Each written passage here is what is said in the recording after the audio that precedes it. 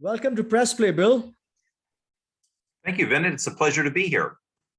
Fantastic to have Bill Erbey on the lucky 13th Pressplay podcast. I will let Bill introduce himself in detail, but I must share that I'm blown away at the number of ventures and initiatives that Bill has undertaken in spite of being retired. He is here to talk about how System73 is disrupting the online video tech space one stream at a time. So let's get started. The first question, Bill, it would be great for yourself to introduce your background, your initiatives, and you can take your time on this one. There's a lot that young professionals can learn from listening to your story. Well, it may take a little while because I'm quite old. So. Anyway, I'm actually 72. My undergraduate degree was from a small liberal arts college in Pennsylvania called Allegheny College, and then I went on from there I went to the Harvard Business School. Out of the Harvard Business School, my first job was with General Electric Capital Corporation, GE Capital, and I started off in strategic planning. Ran the economics department, the small one that they had, and then went up through the ranks. Ultimately, I became president of GE Mortgage Insurance back in 1982. I always wanted to be an entrepreneur and joined a group which had two operations. One was we were the largest stock option arbitrageur on the New York Stock Exchange. So we would basically arbitrage the differences between puts, calls, and the actual physical stocks. And the side of the business I ran was really doing merchant banking, because one of the prior jobs I had in GE prior to running GE Mortgage Insurance was I was number 2 in commercial lending, and we were the first people to do mezzanine lending for all the leverage buyouts. So we did a number of merchant banking deals. The largest one we did was we bought Revere Copper and Brass out of bankruptcy. It was a New York Stock Exchange company that was, I think, around the 250th largest company in America at the time. Purchased a number of bankrupt thrifts, and so ultimately converted ourselves into a financial services company.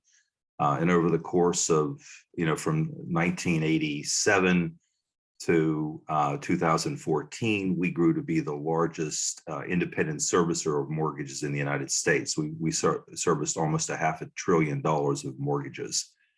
I retired in 2014 and essentially started over the last 6.5 years, started 6 tech companies. Wow. So one of which we're going to talk about today.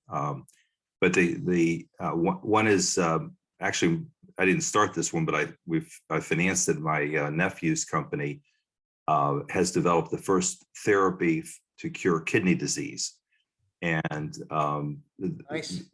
The kidney disease is the largest spend in the United States. It's as big as cardiac and cancer, and it's one of the major primary causes of death of people in the United States.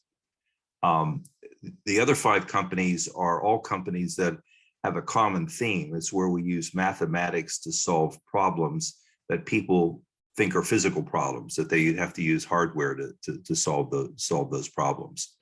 And I'll work backwards from the ones we have till we get to basically System73, which is our managed overlay to the internet. The one that's the least furthest along, we filed a patent on, is a motor control system that we believe will increase the efficiency and reduce heat in an electric vehicle by 50%. So we're excited about that if we can get that patent approved. We've developed in the education space a company called Scholarly, where we provide live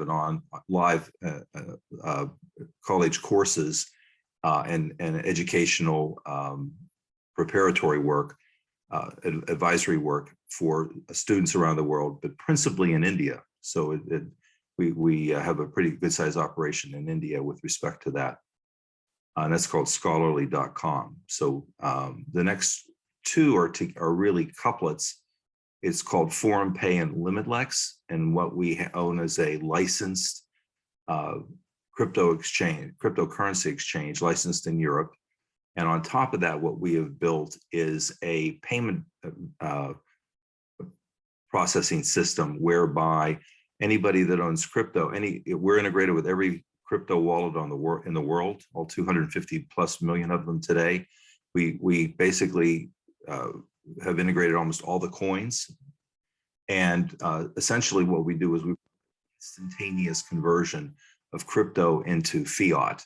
So our thought process was that in order to make crypto truly a currency and to have true value, you have to be able to transact with it. So we try to make it we try to improve the fungibility between the crypto world and the fiat world, and that's really taken off. We also are doing tokenization associated with that as well. And then the final business, which I think we're going to talk about today, really is System73, where we basically have developed a managed overlay to the internet. Wow, that's amazing. So, I think we can have a separate podcast for each of these companies. There's a lot to talk about. But, this is a video industry focused conversation. So thank you for that background, Bill. Extremely inspiring.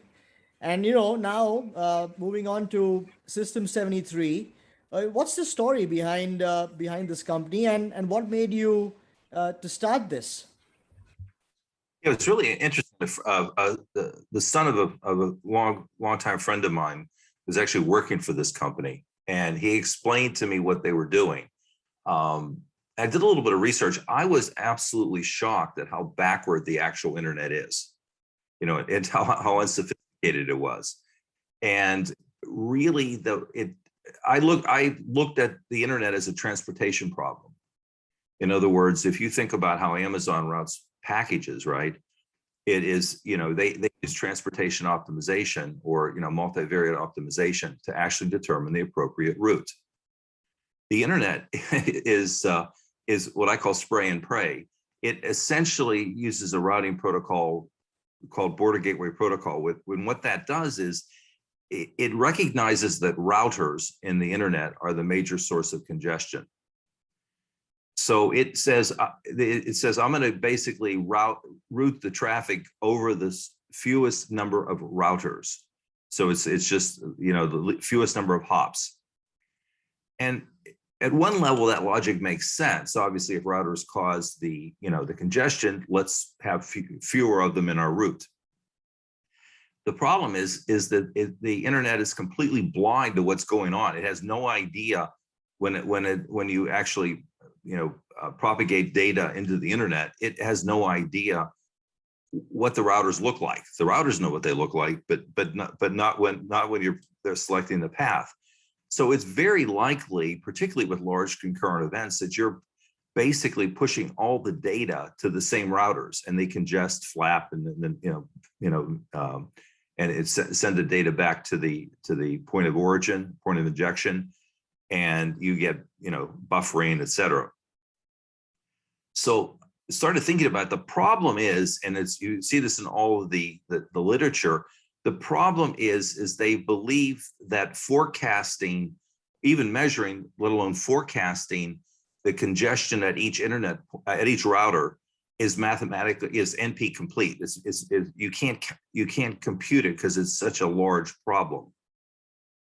So I went back to my economics background and thought about it as follows. Most of the data that people are capturing pretty much at the device level, the viewer, your iPhone, your desktop, most data that they're capturing is corrupted. And it's corrupted because upstream there are routers that in fact are uncongested, but are receiving less data than they can actually propagate or send on to the next router. Most of the data that's collected is in that corrupted category. If you throw out, it's well over 90% of the data. If you throw that data out, it actually becomes a computationally it's possible to compute what's going on in the internet. Now, we've patented that concept of how one cleanses that data. The next thing we do, which we patent, is we apply AI to that data to forecast exactly what the available capacity is on all the routers that are along the route the data is going to traverse. And then finally, we basically use transportation optimization on that forecast to actually develop the optimal route and use all of the devices in the internet on the edge to basically give you the highest quality. So we push, like in the United States, the average video is less than 540p. We actually push 94% of it to 1080p. Oh, nice. Okay. We provide a lot higher quality, and the internet's going to get progressively worse. Particularly, they start talking about metaverse and all that. The solutions that most people think about today is simply putting in more hardware or putting in more CDNs, content delivery. But you're sort of like trying to push more water through a constricted hose. It's the routers that are the problem, not the CDN. So adding more of them may spread it out physically over more first routers, but there becomes a very rapidly declining performance for that the efficacy of that declines fairly rapidly as you keep adding more CDNs to the mix. Yep. And I think this kind of solution is very relevant today more than ever, because you've been hearing of all these CDN outages where major websites have been down for periods of time. So I'm assuming that with System73 in the mix, these outages can be potentially avoided. Would that be accurate? Well, we have a multi-CDN solution where, in other words, if you only have one CDN and it doesn't propagate at all, if there's being pushed into the internet, we don't work at that particular point in time.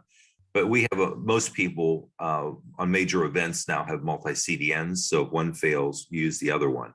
And because we're able to offload so much of the traffic off of the CDNs, even if you were to lose one, it has virtually no impact because we offload more than 90% of all of the data off, all of the streams off of the CDN.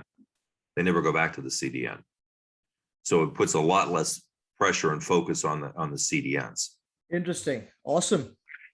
But most of the problems where you hear about the outages is true, but most of the problem with the internet has nothing to do with the CDNs. It has to do very much with the fact that there's just congestion at the routers, between the CDN and the user's device. Right.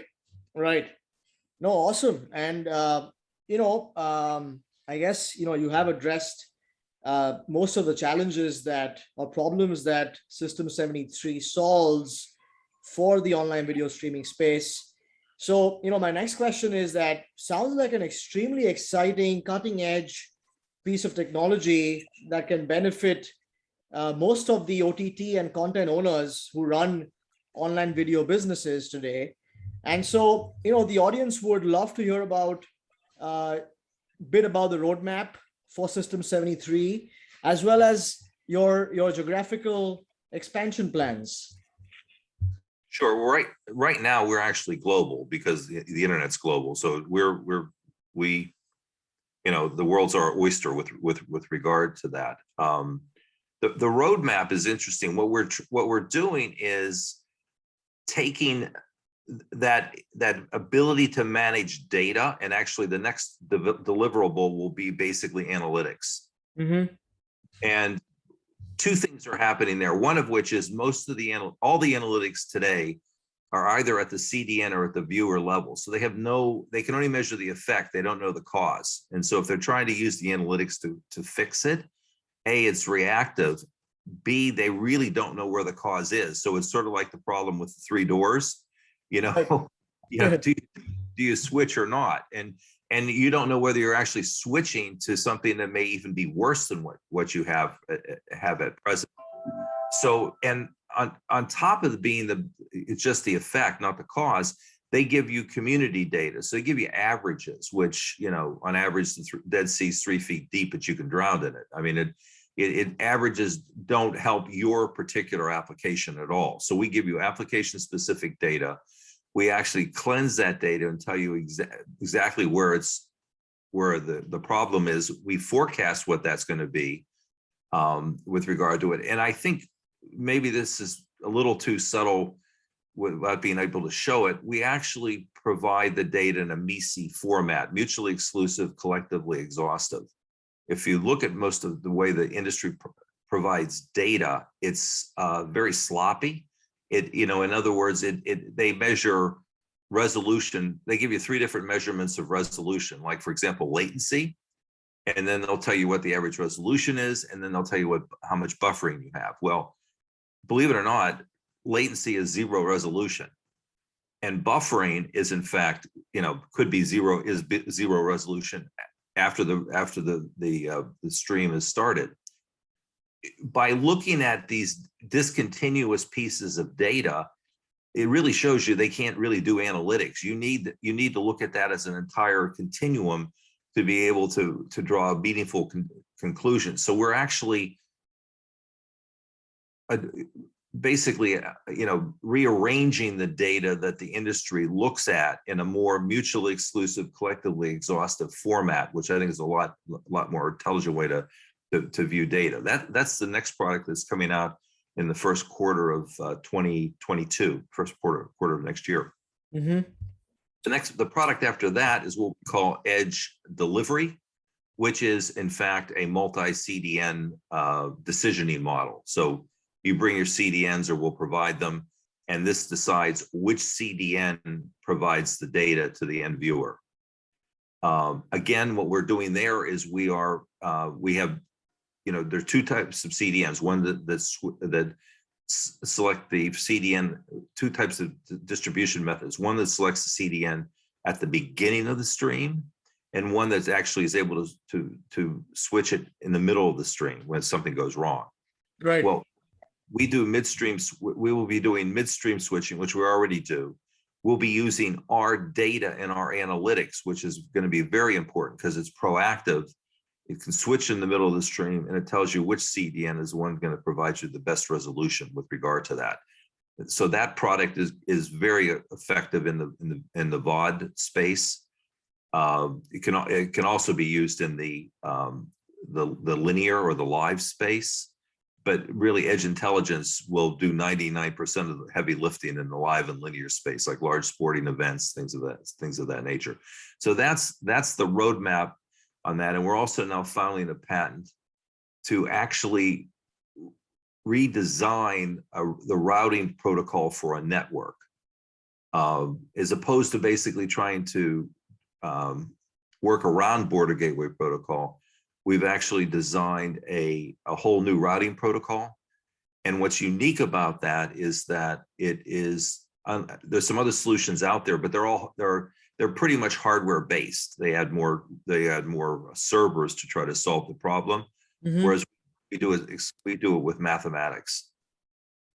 It's a very interesting, I find all these, many of these products, it's kind of interesting. I'm not an engineer, you know, as you can tell by my background. Mm-hmm. You read all the literature, for example, how to fix the internet, and it's all incremental. They say border gateway protocol doesn't work.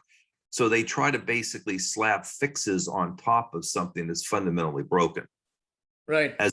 And they all do it. It's all done pretty much, even though the software heavily hardware oriented, as opposed to saying it's a math problem. You're delivering data. Why don't we think about that and use tools that have been around for several hundred years? You know, transportation optimization was used in the United States and Europe when they had stagecoach routes. You know, horse carriages in the 1800s. Right. The internet is literally over 200 years out of date in terms of how it works. It's shocking. Yeah. Interesting. No, exciting stuff. I think I'm looking forward to the roadmap items coming alive, especially the multi-CDN decisioning. I think that's a hot topic of conversation with all my customers and prospects. So that should be interesting. Oh, awesome. I mean, this is clearly quite a large problem to solve, and kudos to you and the System 73 to take a crack at it. Um, that's amazing. And I mean, as someone who is so busy with ventures outside of video also, which you spoke about earlier, what's your advice for professionals just starting out, or even those who have, say, 10 to 20 years of work experience, as to how should they approach their life and their work? Well, I think I benefited greatly by working for a really well-run company initially in my career. Yeah. A lot of young people want to go out and be an entrepreneur immediately, and many of them, some of them will make it, but let's put it this way: the life expectancy of young entrepreneurs is not that high. The failure rate is pretty significant. Yeah. I think everyone would benefit, very early in their career, going out and getting trained from a very, very quality company, and really pick up the skills that are necessary ultimately to employ in your own business. I still remember the first time I went to GE Capital, the first day there, my manager basically said, "You may think you're smart because you graduated with distinction from the Harvard Business School, but you don't know the S word." That was a very, it's important that the guy was very tough on me, but he actually made me a better manager, and I, young kids when they're out of school, young adults when they're just coming out of school, I actually think would benefit from really tough mentoring to understand, to improve their skill set, because no matter how well educated you are, you really don't know what you're doing until you've been around for a little while. Great point. Great point. And coming from someone like yourself, it has to be taken seriously. So I appreciate that, Bill. I think that's a piece of advice that I have given a few people as well, saying that, you need to get enough under your belt in terms of years of experience before you jump in. And, everyone, it seems to me that today wants to have a quick fix and a quick win in their business and life. And sometimes, and most times, it doesn't work out that way. So thank you for that, for the piece of advice. Very valuable. And, I mean, I have to thank you, Bill, for the time that you've taken for the podcast. And the last question, there's a lot going on with you in spite of your, retirement, and there's 6 companies you said, right? So what's your passion and hobbies beyond video and beyond the companies? Well, I mean, I enjoy going, spending time with my wife and my dogs, and I exercise. So I don't have a lot, I'm not a particularly night person, so I lead a fairly quiet life. Okay, well, that's an amazing podcast. Some great perspectives from someone who's been there, done that, and is doing it all over again. So, Bill, thank you so much for your time. Bennett, thank you so much for having me. I really appreciate it. You have a wonderful evening. Have a great day, sir. Thank you. Thank you. Bye.